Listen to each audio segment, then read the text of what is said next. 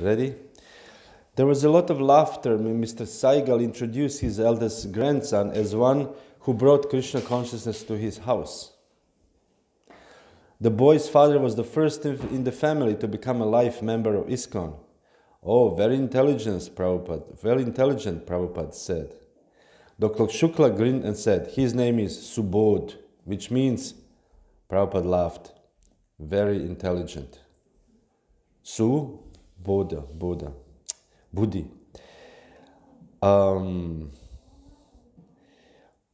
And he extended his humor, linking it with his lecture. I was talking of Abhoda Jato. Dr. Shukla loved the play of words. Yes, Abhoda Jato. He is already Subodha. Amidst the joviality of the Saigal family, Prabhupada, while sharing their laughter, kept his focus on the sober side of things. He is Subodha. One who is Abhoda, he is Parabhava, defeated. And one who is Subodha, he is victory. So human life is meant for becoming Subodha, not Abhoda. But they are keeping Abhoda. That is difficulty. Everyone is Abhoda.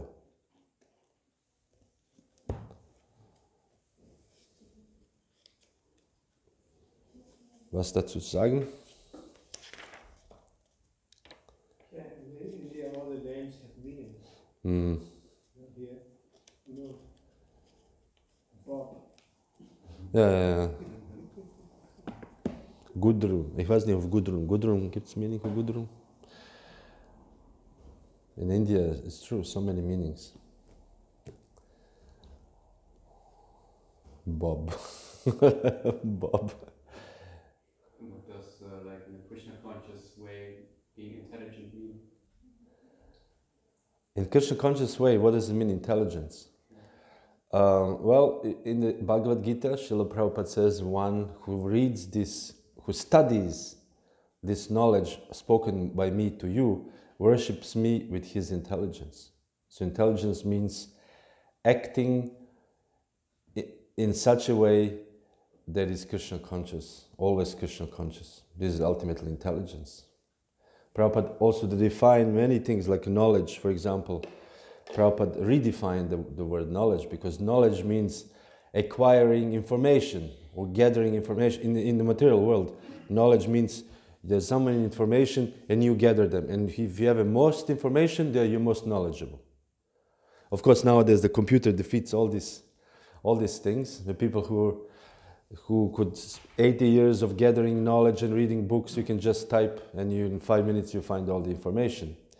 But information, knowledge means also perfect behavior. So it's not separated. So intelligence also means to act in according to the Shastra, according to also acting for your own benefit. Like as we say, shooting in your own foot. In the material world, people are shooting their feet. I mean, this is completely not intelligent. So this is what intelligence in one, this, of course the topic can be discussed more, but this is what comes to my mind. Subodhi. And therefore, as devotees of Hare Krishna movement, our intelligence doesn't measure how many verses we know or how many books we have read. This is all helpful. It's also Krishna consciousness, but the acting in Krishna consciousness means intelligent. And we always firmly taking shelter of the Lord Krishna's lotus feet. This is intelligence after all, yes. One short comment to this. In the Bhagavad Gita also, Prabhupada mentions in the purport that Stita Dhir Muni, one with steady intelligence, is a bhakta. Yes, steady, genau. Stita Dhir, steady intelligence. Noch was zu sagen? Okay, jetzt. I have lots of notes today, and I'm speaking English because I have so many notes in English and I cannot translate. This is a lot, so there's nobody here that doesn't understand English, so it's okay. So we'll read from the text 83. Yes.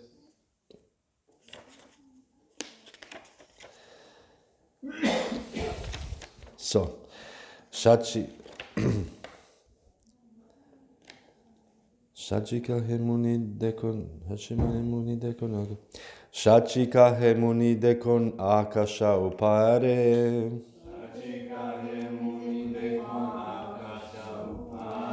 Shachikahe muni dekon akasha upare.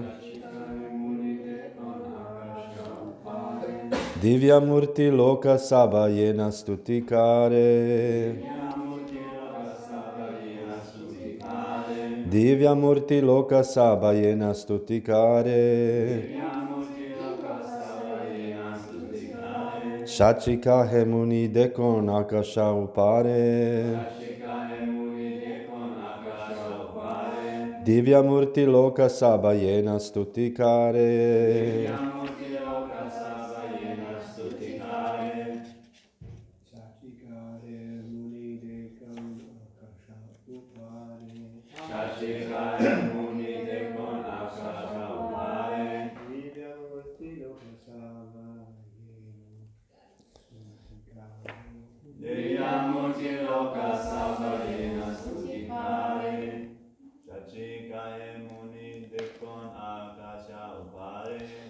Satikare muni dekam akasha upare. Divya murti lokasava yena stutikare. Shachikaye muni dekon akasha upare. Shachikahe muni dekon akasha upare. Divya murti loka sabha yena stutikare. Shachikahe muni dekon akasha upare. Divya murti loka sabha yena stutikare.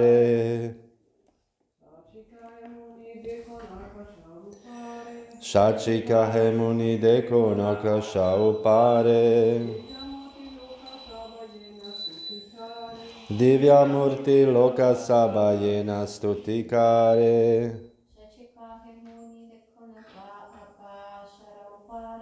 Shachikahe muni dekon akasha upare.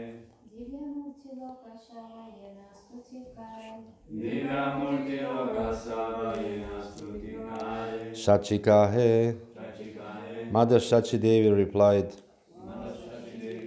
Muni, I, Dekon, see, Akasha upare, in outer space, Divya Murti, brilliant forms, Loka, people, Sabha, all, Yena, as if, Stuti, prayers, Kare, offering. Shachimata told her husband, I also see wonderful, brilliant human beings appearing in outer space as if offering prayers.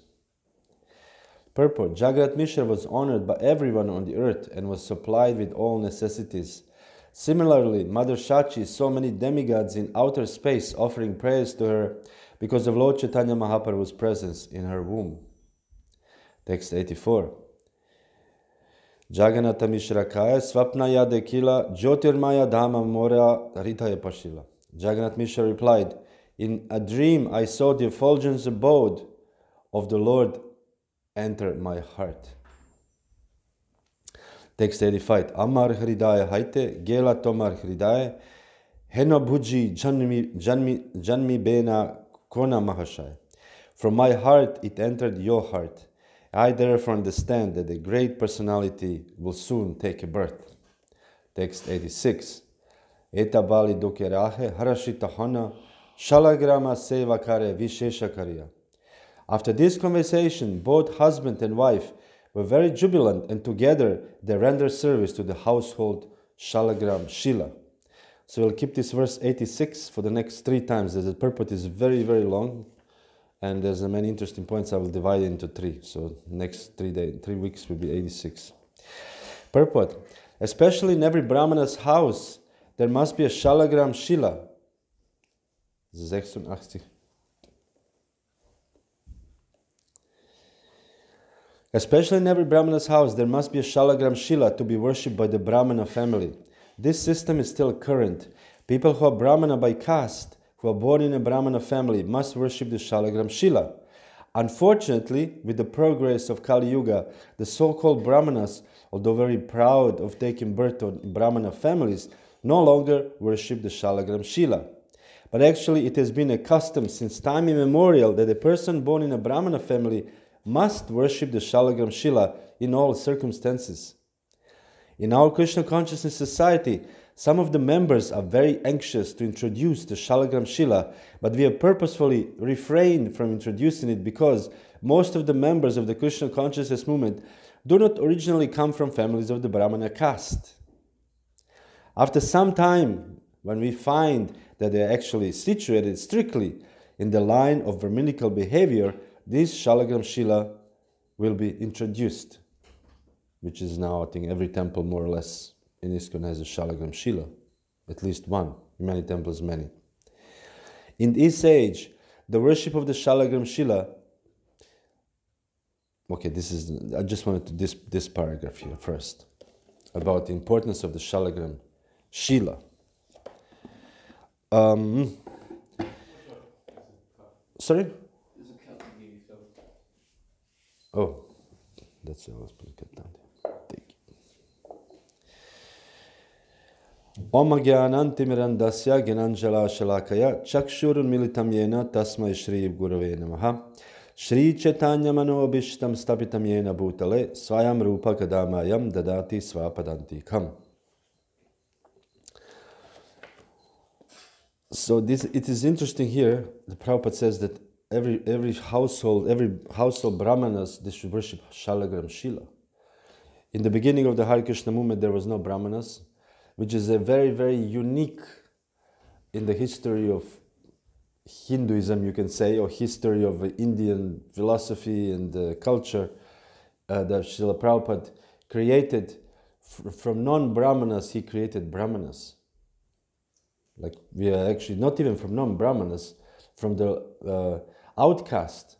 Kirata Hunandra Pulinda Pulkasha, Abhira Shamba Yamana Kasadaya. This is the lower, Srimad Bhagavatam describes, this is the lower caste than even the Shudras. This is the outcasts.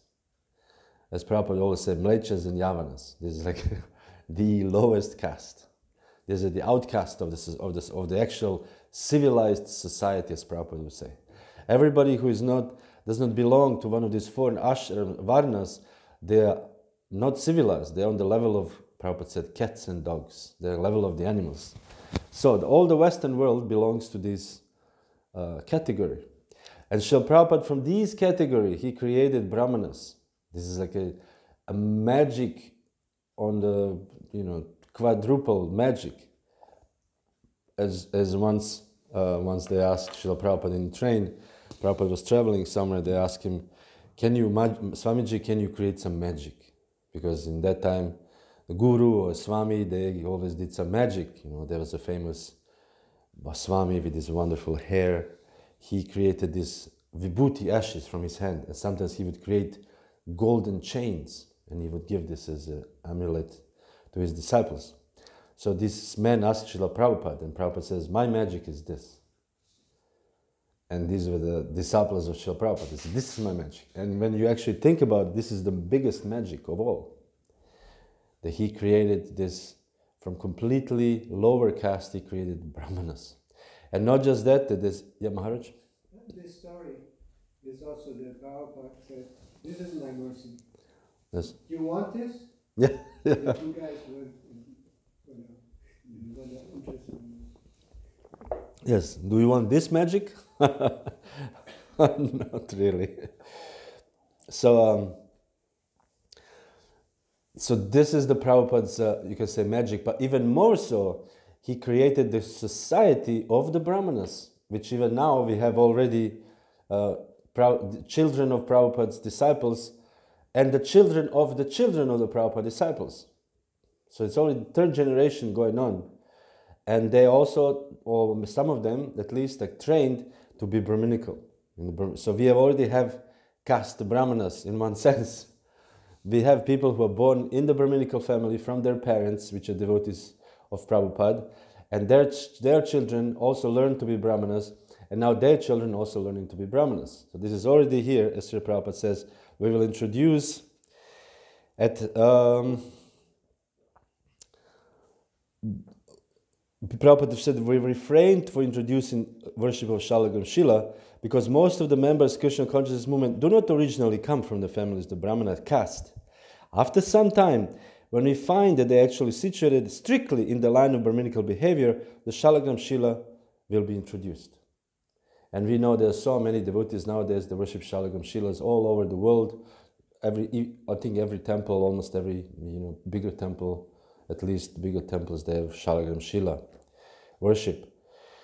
There's devotees who became somewhat fanatical worshippers of Shalagram Shila, and there's one particular devotee, I know them, I'm sure there are many others, who has, I think something like 15,000 Shalagram Shilas, devotee in Slovenia. And I saw this, we saw this picture, it's like, he has a big pot full of Shalagram Shila, and he has this douche, how do you call this? What do, huh? Yeah, gießen.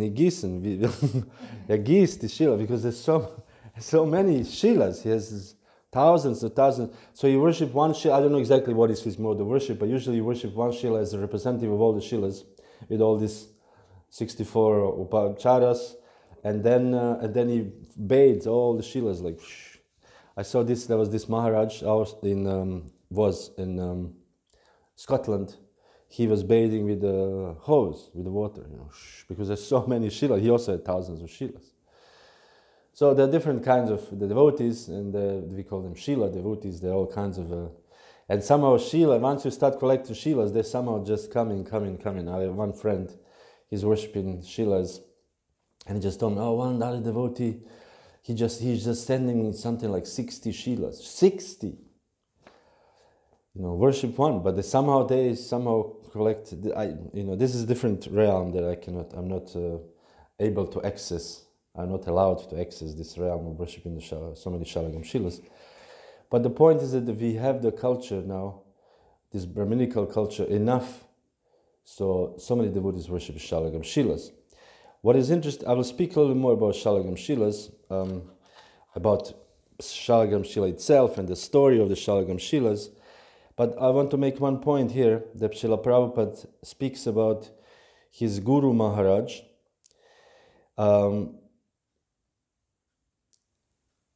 Here, that unfortunately, the so-called Brahmanas, although very proud of taking birth in Brahmana families, no longer worship the Shalagram Shilas. And even most of Srila Bhaktisiddhanta Saraswati Thakur made this famous statement. This is a very, as usual, Bhaktisiddhanta Saraswati made very cutting statement, as Prabhupada would say. My Guru Maharaj used the chopping technique. Use this meat cleaver. You chop everything.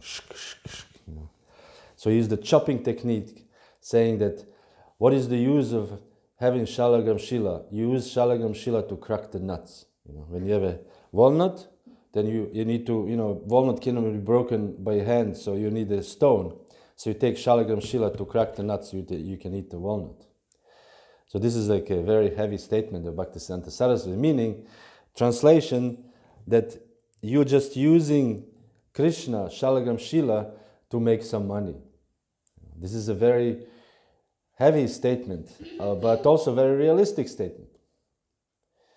That many Brahmanas, they're using their Brahminical culture, or we see in Vrindavan or many other holy places, the so-called Brahmanas, they are just there to catch the pilgrims, to have them do puja by force. When we as Western devotees, we go to India, I don't know now, but some years ago, the Brahmanas, they see us and they say, come here, Tia, I can do puja for you. You come to the bank of Yamuna, and they say, I'll do puja for you. You just give some donation, $200, $300, no problem, you can just give. And you're just, no, I just want to have a darshan. No, come here, and you have to offer flower. He give you 2 flowers, and they're very pushing for you to give the money. So this was the Bhaktisiddhanta Saraswati criticisms, that we should not use Brahminical culture to make money. Brahminical culture is meant to cultivate knowledge of Brahman, not to make money.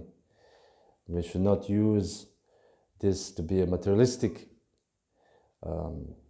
enterprise, because this will come more and more, as we see now. So many yoga studios, so many this, and in 50, 100 years, there'll be even, you can even make money of it. Of course, nowadays also you can make money of yoga and stuff. Anyway, so Bhaktisiddhanta was very much criticized, and Bhaktisiddhanta Saraswati, for his preaching, he used the so-called diorama. You know diorama? Diorama is like doll exhibition. He had somebody make dolls. I was lucky enough, by the grace of Krishna, I was once in Kurukshetra. It was very early, 92 for me. I was just joined. And we went to Kurukshetra, or some organized tour, and we slept in some, that time there was no ISKCON temple, any ISKCON facility at all in Kurukshetra. And we stayed in Godyamat, some temple, I don't know exactly, I don't remember. And the place we stayed, the brahmacharis, we stayed in one big hall, like a huge hall. And on the end of this hall, in the corner, there was the diorama display of the Bhaktisiddhanta Saraswati's dolls. His own, they're all like, of course, half broken, half cut, but we saw, wow, this is the original Bhaktisiddhanta Saraswati dolls that he made for the preaching. And what happened? He made these dolls, and they traveled with these dolls all over India. So Bhaktisiddhanta Saraswati was very innovative in his preaching. So imagine you come with these dolls. At that time, there was no TV or anything similar. You go to some village with these dolls, and people will be very attracted, and people remember this.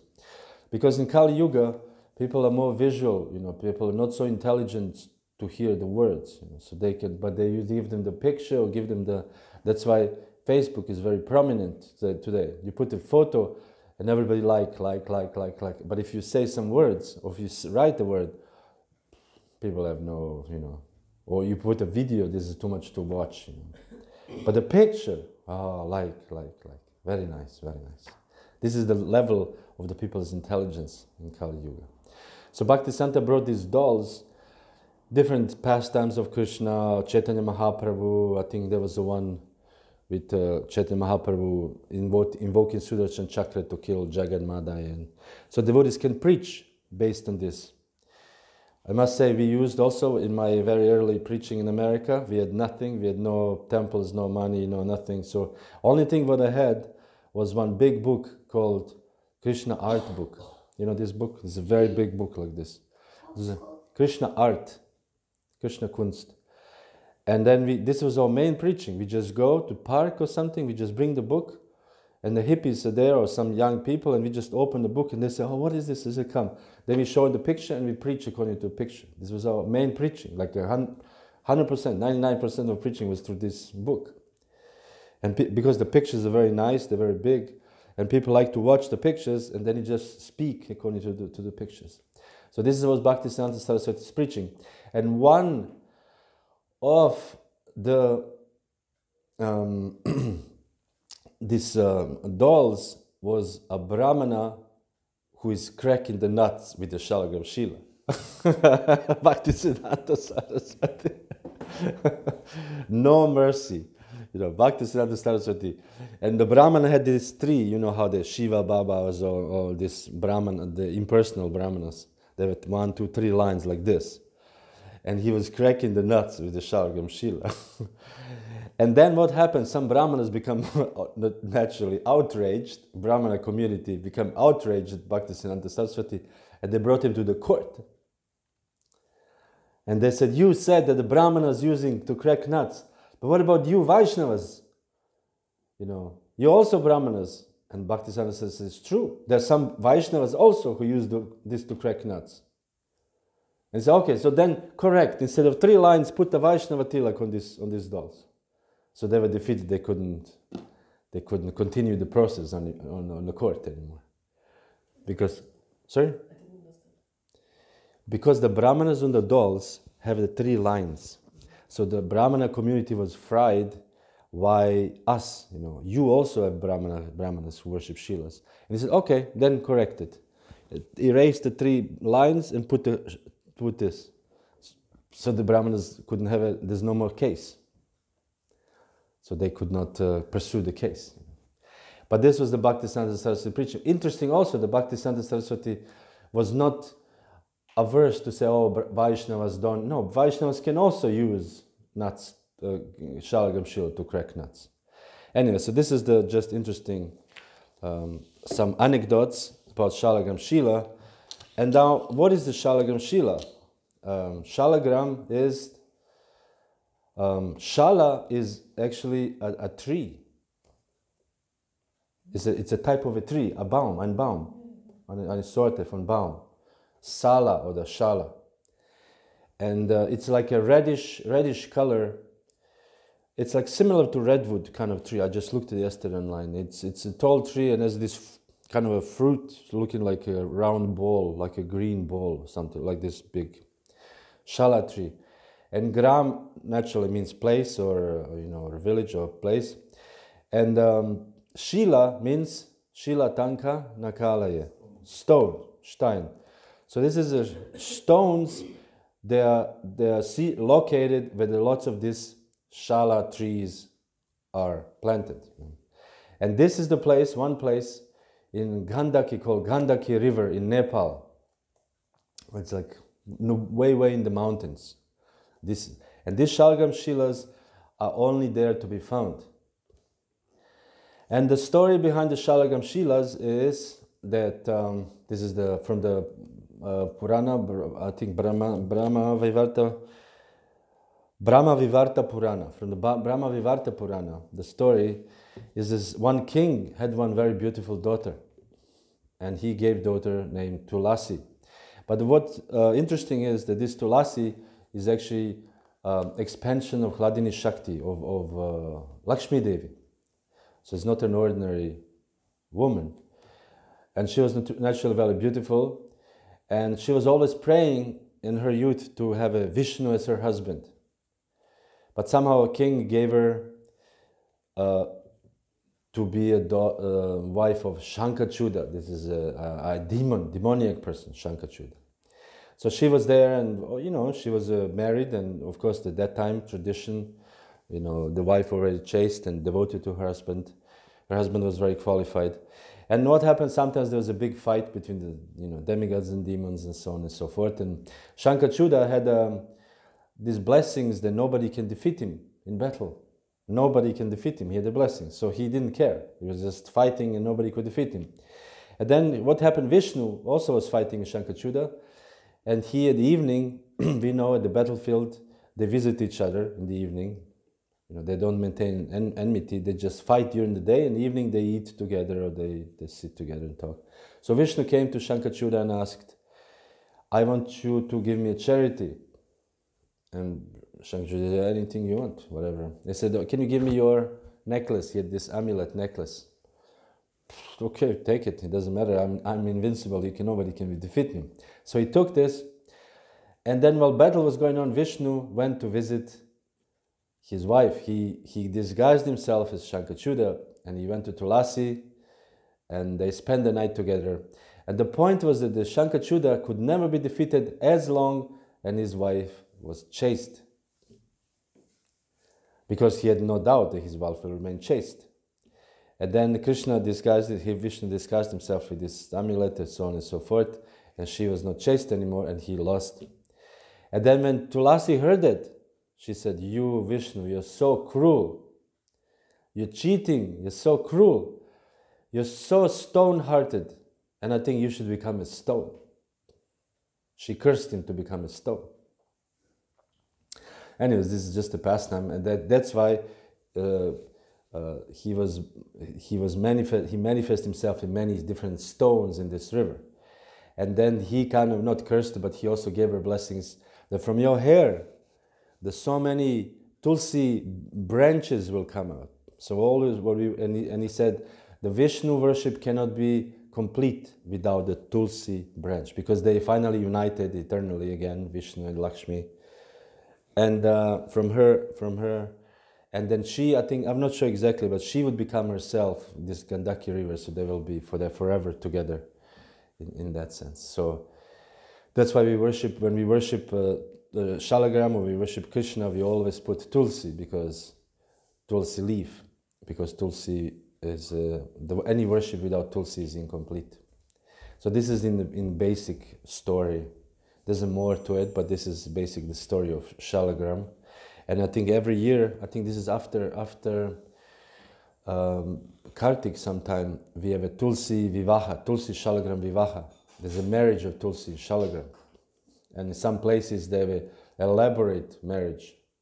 They take the Shalagram Shila from one village, and parents of the Shalagram Shila, they go to, it's like a several day festival. They go to the village, another village where Tulsi is Maharani is, then they're married, and there's a whole like actual marriage, whole marriage ceremony.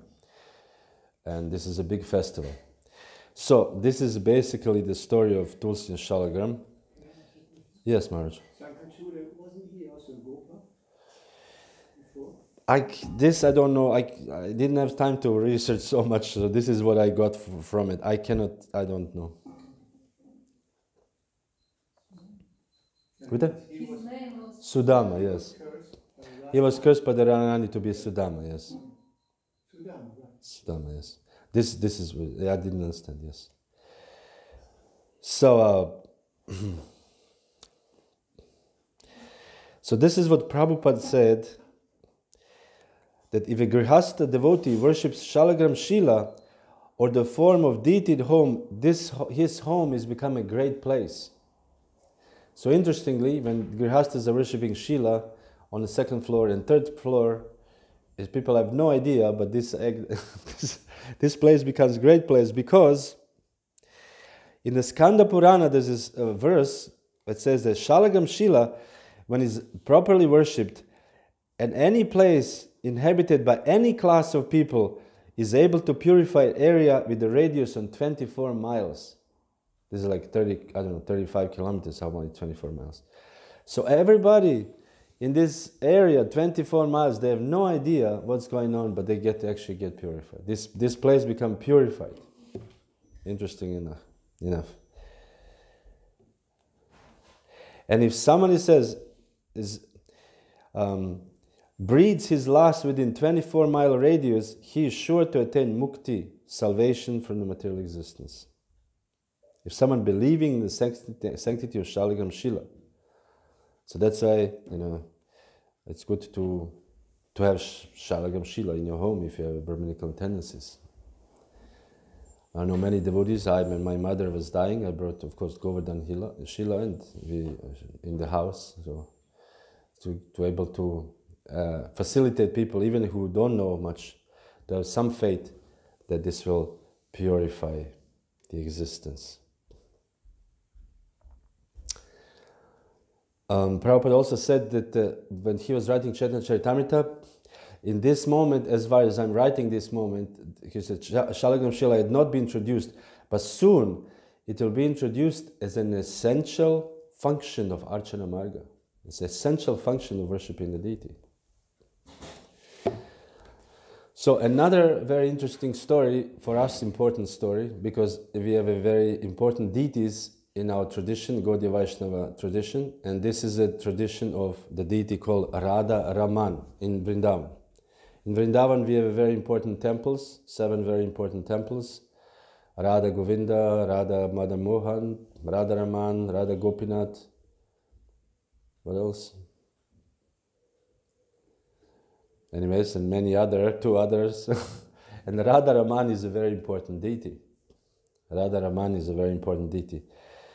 And why is it important? Because this is worshipped by one of our acharyas, important acharyas, one of the 6 Goswamis. 6 Goswamis established different temples. Radha Govinda was established by Rupa Goswami. Radha Madan Mohan by Sanatana Goswami. Radha Raman by Gopal Bhatta Goswami. So what happened is Lord Chaitanya Mahaprabhu toured South India, and he was going to South India to Sri Rangam, and the priest of Sri Rangam called Venkata Bhatta. I think Venimadava's name is Venkata. So Venkata Bhatta was a main priest in Sri Rangam that time. Lord Chaitanya visited and everything was, they received him very nicely. And at that time, very young boy, Gopal, and became very attached to Lord Chaitanya. And Lord Chaitanya told him, you just stay here. And he wanted to come with Lord Chaitanya, he was a boy. And Lord Chaitanya told him, no, you stay here with your parents and wait until your parents leave the body. When their parents leave the body, then you are free to come to Vrindavan. You should come to Vrindavan and stay there the rest of your life. So young Gopal did this. his parents left the bodies, and then he went to Vrindavan. And first Lord Chaitanya told him, before you go to Vrindavan, you should go to Nepal to do some pilgrimage, holy places. So Gopal went to pilgrimages, but this was also a little bit a trick. So he went also to Gandaki River. So then when he was at the Gandaki River, at that time there was no Vasahan, faucet to drink water.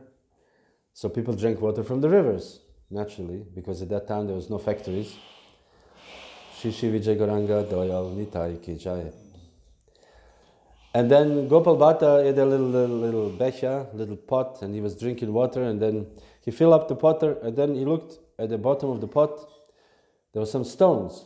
He looked at there was a Shalagram Shilas. And he said, I don't want stones, so he just put them back in the water. He filled up the water again, and looked, there was again stones in the pot. So he threw the pots again, stones in the pot. Fill up the water for the third time, and the stones were still inside. And those were the 12 Shilas. So then he thought, okay, maybe this is mercy of Chaitanya Mahaprabhu. 3 times I threw him out, and they were still there. So he took these Shilas back to Vrindavan. He was worshipping with great devotion. Because we know South India, they're very much stricter as far as following the rules, and regulations. So he was worshipping the Shilas with great devotion. And one day, one very rich man came. We know in India, nowadays also, if you're a sadhu, some always rich man will come and offer you some donation. Because there are so many rich men. They can, like for example, the whole Krishna Balaram temple is a donation. We got, Prabhupada got a donation from one Mataji, somewhere in Vrindavan. He asked her, is there any land there? She goes, I have some land there in Ramanret, you can take. For us to buy everything, it costs money, they just give. So Gopal Bhatta, somebody came to Gopal Bhatta, and he told him, I have a very nice mukut, very nice elaborate deity paraphernalia. And Gopal said, well, I have a Shilas, I don't need deity paraphernalia. You go to Sanatan or Rupa, they have actual deities, Krishna form with 2 hands playing flute. I don't need, I have stones. So then the man left, and then Gopal became very morose. And the night he was praying to Lord Nrsimhadev, because that time was the Nrsimhadev appearance day, Nrsimha Chaturdashi. And he said, my dear Lord Nrsimhadev, all my contemporaries have this wonderful form of yours playing flute, and I have stones. And he was lamenting like this. This is a devotee lamentation. We also allowed to lament, but this lamentation has to be connected to devotional service, not to just talking about ourselves and thinking about ourselves. And then in the morning he woke up, and one of the Shilas transformed itself into a deity. It's a very beautiful deity, and now this deity sits in the temple of Radha Raman, and this is Radha Raman. It's a very small deity. I think it's 11 inches. I don't know what is this in centimeters, but it's like this, maybe big. This is Radha Raman, approximately, something like this. Radha Raman. And this is a very famous temple in Vrindavan. Everybody knows Radha Raman temple. And this devotee, who is one of the Goswamis from Radha Raman, Padmanabha Goswami, wrote one book called Shalagram Shilas, which I will a little bit read from this book. So, also there's some other things about the Shilas. This I said about Gaudiya Math. Okay.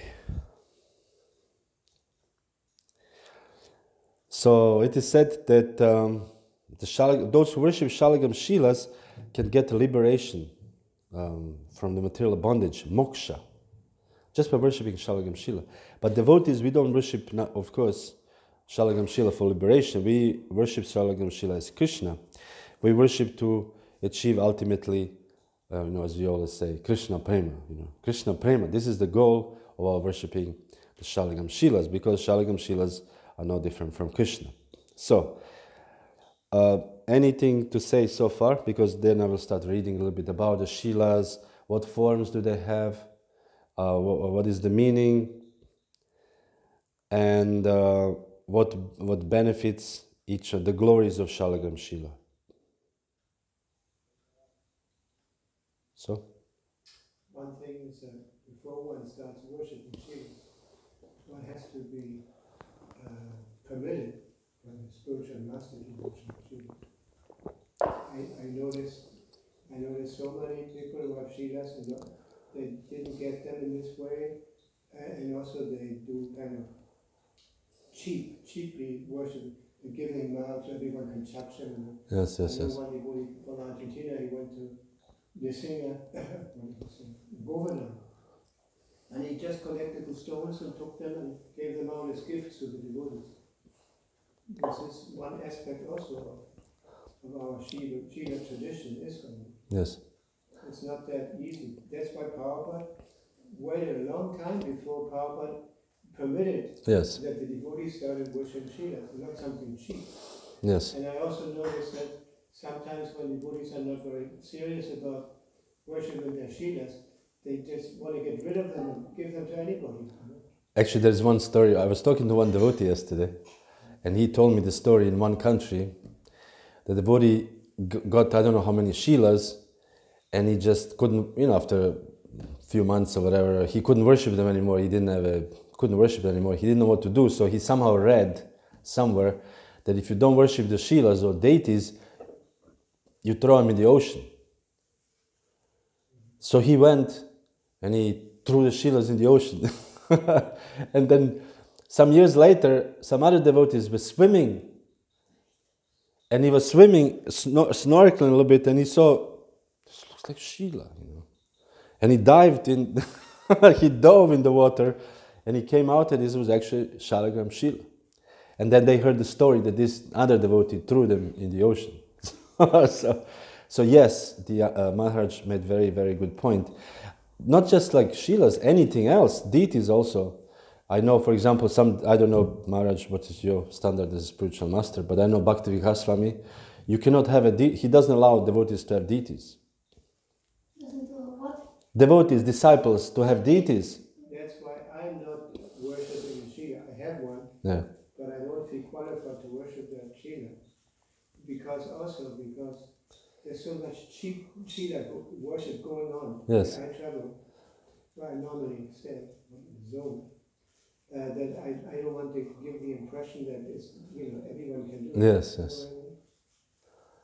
Because we had the one, my wife was talking to one Mataji and she said, You have Shivas? Yes. Sorry. Since some years.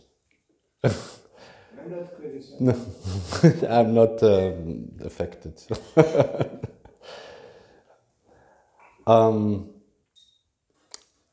What did I want to say? That yes, and this Mataji said, my Guru Maharaj doesn't allow us even to have the deities, because also, as I told the last time, well, some few weeks ago, I don't know, when I was giving class, there was one Mataji, Russian Mataji in Vrindavan, very old Mataji, who is the, how would you call it in a nice way, depository of the deities. She's like a laga for the deities. I went to her room.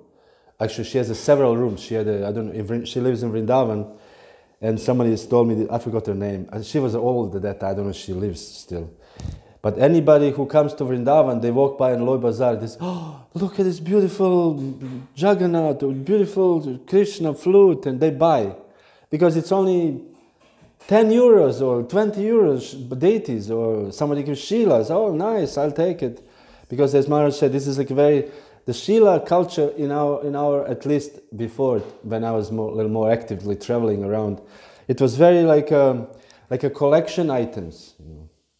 Oh, look at this! I have one with these chakras. Oh, really? What do you have? I have this one. Okay, I'll give you one, and you give me two.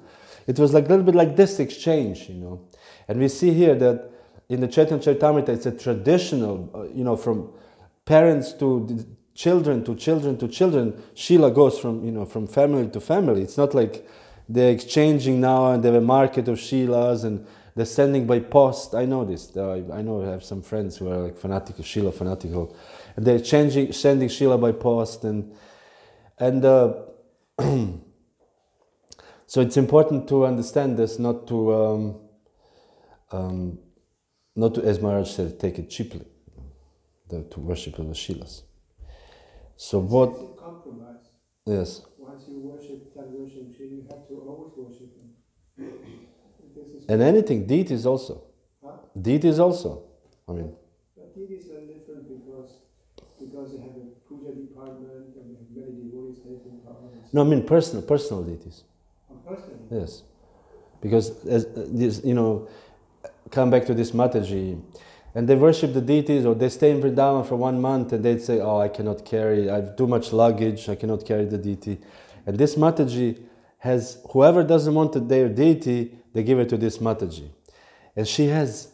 I mean, you should see this. It's like a museum. Every room full the deities from top to bottom, different kinds, big, small, this, that, and she's a very special, as we call it in ISKCON, special Mataji. And she worships all of it, and she take care of him, which is very nice. But just to, you cannot. It's disrespectful to worship this, and Shilas also in this way. But what to do. This is the Western. We have to. Krishna, I guess, yeah. He knows the, yeah. Would you please tell me, there are different Shilas among our devotees also. Some told me that it's Radha Krishna Shila, Nanda Krishna he has, Lord Nishimhata Shila, really, so. Yeah. And different other forms, how they come to this form, they give the names themselves, then they put these eyes or something. It is said here, in the various Puranas, I'm just at this chapter right now, 7, just be tolerant of it. We also find the mention in the Puranas various kinds of Shalagam Shila, differentiated according to markings and color. So different marks and different color. Some of the names and the qualities of Shalagam Shila as follows. Vasudev Shila is white in color and is very attractive looking. It has 2 equal-sized chakras or discs in the front but slightly off-center. The Sankarshan Shila is red-colored with 2 chakras combined in one section and a well-formed front. It is very beautiful to see. The Pradyumna Shila is yellow with small chakras and a very large mouth with many small holes within it. The Aniruddha steals the mind with his blue color and beautiful round shape. He has 3 lines in front of his mouth and a lotus mark on his back. Narayan Shila is black with a chakra on his raised navel. So this is what devotees mostly worship, this Narayan Shila, black Shila. The Nrisimha Shila is black with a large mouth and 2 chakras within, one on the top and one on the bottom. And this is what Ananda Krishna has, this little mouth in the Shila. So it's Nrisimha Shila. And this is just a small, in this book of Padmanabha Goswami is more elaborate what kind of Shila, what kind of benefit you get when you worship these Shilas. This is described. Then, with the help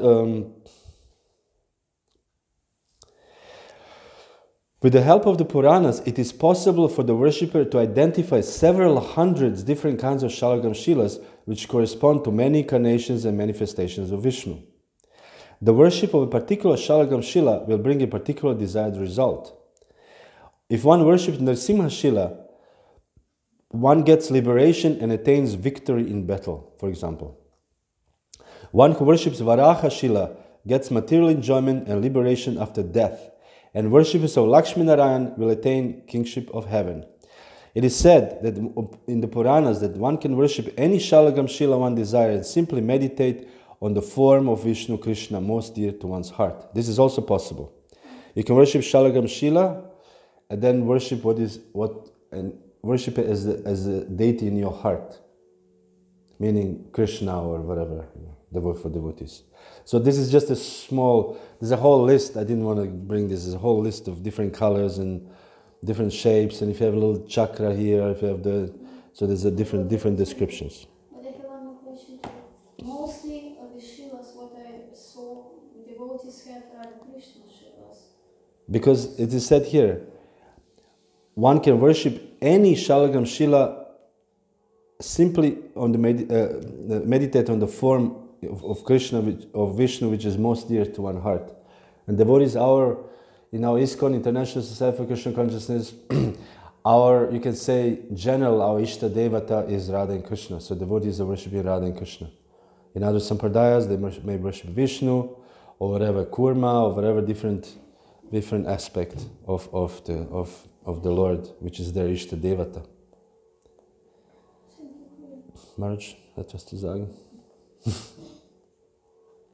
Nichts zu sagen, okay. When you were speaking about Bhaktisiddhanta Saraswati, I remember having read in the big Vikas Maharaj 3-volume edition that they were also criticizing Bhaktisiddhanta Saraswati for having non-Brahmin descendants he gave them initiations or others. And also they're criticizing that these people were allowed to worship deities like that. And then it says in due course of time, and more educated people would join him, he would make sure that actually the Brahmins, descendants of Brahmana families, would worship the deities, so it would be more respected. Just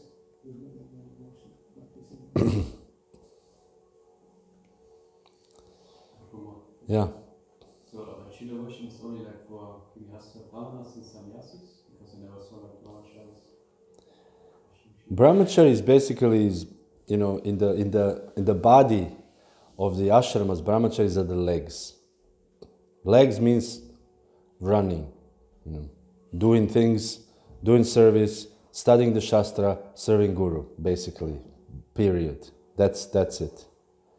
This is talking about real brahmacharis. Nowadays, people who are suffering, this is a different story. You have as we call it, independent brahmacharis, which is completely oxymoron. It's like a cold fire, It doesn't work. It's oxymoron. So if you have independent brahmacharis, it's oxymoron. Brahmachari means dependent, and brahmachari means worshipping the Guru and serving.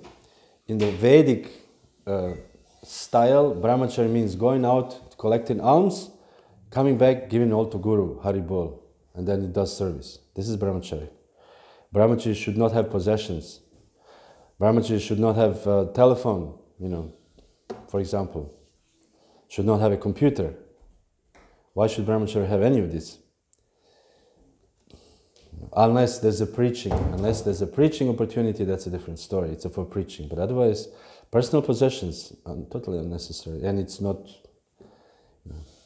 So that's why it's grihasthas are worshipping and sannyasis and so forth. Even sannyasis, But again, there's a personal. But brahmacharis, no. You basically just run around and serve all day long. And Prabhupada says that then at 9 o'clock, brahmachari falls asleep like this, because he's tired all day long serving Krishna, and in the evening he's so tired he just falls like this, bam, at 9 o'clock. At 3:30, get up. Dharmataji. Yes, sometimes it's also said it's dangerous to worship certain shilas. Yes. Yeah, like my husband got this Nishinga Shila, which Krishna is now from. Who is? My husband got this Nishinga Shila. Yeah, what's the answer? From Krishna. And he was, I think, not so strict. It's not everyday worshiping. Yes. Sometimes this and that. And suddenly he got sick, and then he had to give it away, definitely. Yes, this is also true. One should not be, as Maharaj said. First of all, without the permission of Guru, one should not take Shila. Without permission of Guru, should not do anything in life, basically. Like anything. To conceive a child, you have to have a permission from a Guru, in reality. This is the proper standard. And then, I can remember where I read it, that the whole village has to be informed. Yeah, he quoted from somewhere. That you should inform the whole village. We're conceiving child tonight. So it's not like, this is something, we go in our room or something. It's a whole, everybody's informed, you get permission from a guru. This whole Vedic society is to be authorized. We have to be authorized by Krishna for anything. It's a sanskara. Yes. To get a child. It's a whole sanskara. So the deities also, we have to be, given by our Guru Maharaj. For example, as Maharaj said, you go to Govardhan, you collect the Shilas. It doesn't work that way. As he said, the oral tradition in Vrindavan, that you have to be given this Giriraj Shila. Of course, Prabhupada wrote in the Krishna book, he said, in our Govardhan pastime, in our International Society for Krishna Consciousness, devotees, I think he said, I recommend, or the devotees take Govardhan, one stone from Govardhan Shila, to Govardhan and worship it. This is like As public. As a temple movement. Yes. Not as a private Govardhan. I heard once that Govardhan is, especially even amongst the Shilas, and one has to be very advanced to worship Govardhan Shila. Yes. So therefore, we always get permission. Without permission, not just you go to Govardhan, you pick it up and worship it. It's not authorized. So everything has to be authorized, yes. And certain Shilas have more, it is described also, I was reading also yesterday. If Shila is this color, that color. If Shila is a yellowish color, it can bring you disease if you worship Shila. So we should be, careful. Because ultimately, this is... So according to the Ramanaji, so there's also offenses to make. So if someone has thousands of Shilas, he's making so much offenses against the Shila, so he's... If he makes his offenses, maybe he doesn't. Yeah, I mean, if someone is not qualified and he's just taking one and doing for some time, then he's just... Yes, so maybe somebody's worshipping thousands for many years. I think the devotee is doing 20 years or something, so it's not like... So there is no number fixed, so you can... This I don't know, this I cannot, this is I don't know. That, what is in the Shastra, what is not in Shastra. But it says if there's so many Shilas in one place, this place become no different from Vaikuntha. I don't know, I saw the statement, some verse from some Purana. I think there's more than 1,000 Shilas in one place, or something like this. So, this is a little more esoteric, this is a more like the Brahminical culture, which we don't go too much into it, because ultimately we are a preaching movement. It's more important to distribute books than to actually even worship the Shilas. But, for the sake of purity of every Grihastha house or whatever, we have this for our own purification, because it's a big difference if you have a deity in the house and if you don't have deity in the house. If you have deities in the house, you cannot do all kinds of nonsense. You have to offer to Krishna, you have to do the aratik, you have to do this bathing, pujas and so on forth. So for this you have to be pure, you have to take showers. So it's like a whole Brahminical culture within your own apartment. Yes. Is it, because we were talking, of course, in the house, when you have them, is it legitimate to wash them underneath the normal water? Sorry? Underneath the normal water where you're washing, let's say also the pujari, not the pujari, the normal plates for Krishna, you're calling unter Wasserhahn. Unter Wasserhahn. Yeah, is that okay? What does that mean, unter Wasserhahn? Tap water. Tap water. I know, but what does that mean? Like, what would you But what would you clean, with the Ganga water, or I don't know? No, I mean to bathe them in the water. You mean just to put the Wasserhahn? Yeah. No. The answer is no. This is... Why you ask this question? You have a Shiva? Yeah, no. Deities. Yes or no? No. He has the deities. I'm with you. I would ask my Guru Maharaj if I should have the deities, to get permission first of all before I get the deities. Yeah, Chaitya Guru. He has already a relationship. He doesn't need a guru because he already has a connection with the Supreme Guru. Yes. No, first I asked my guru. I don't know who. That's why I asked why you asked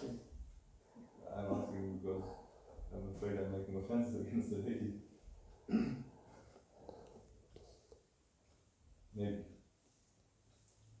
But Caitanya also, he had shilas. Shila, he was worshipping. The Lord Chaitanya got Govardhan Shila, and he was holding it in his hand, and he was always crying, and because he says his tears constantly wash the Shila, and this Shila can be seen in Vrindavan with the thumbprint of Lord Chaitanya Mahaprabhu.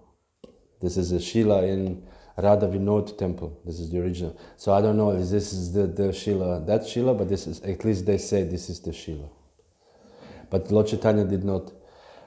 Advaita Acharya was worshipping Shila, invoking Lord Chaitanya Mahaprabhu. This is the famous Shila. We saw recently somebody was showing this Shila.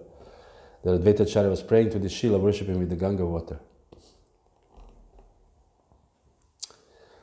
It's important to know that these previous acharyas, how they were worshipping Shalagram Shilas, just to understand how. Yes. Like for example, Govardhan Shila was given to Raghunath Das Goswami by Lord Chaitanya. He gave him this Shila and he gave him the way to worship it. You should worship with the Yamuna water and put the Tulsi Manjaris on top. And he gave him to offer sweet every day, sweets. And that was it. That was the worship of Govardhan given by Lord Chaitanya to Raghunath Das Goswami. For example. And of course, Shalagram Shila is more elaborate. It has to be all Pacharas and so forth. So it's almost 9 o'clock and we still have lots of things to read. The benefits of Shalagram Shila, but I will not read this. In the Kartik Mahatmya on the Skanda Purana, Lord Shiva tells to his son Kartikeya, know that the entire three worlds, along with their moving and non-moving beings, reside always with me in Shalagram Shila. One who sees, bathes, worship, and offers obeisance to the Shalagram Shila will receive the same piety as doing millions of sacrifices and giving millions of cows in charity. Even if a person full of lusty desires or without any bhakti bhava worshipping Shalagram Shila, he will still receive the mercy of Lord Narayan. One who simply remembers, worships, meditates upon, does kirtan before, or pays obeisance to the Shalagram Shila will become free from sins, and even from the sins of killing of millions of people. As a deer flee upon seeing a lion in the jungle, so all types of sins run away from one who sees a Shalagram Shila.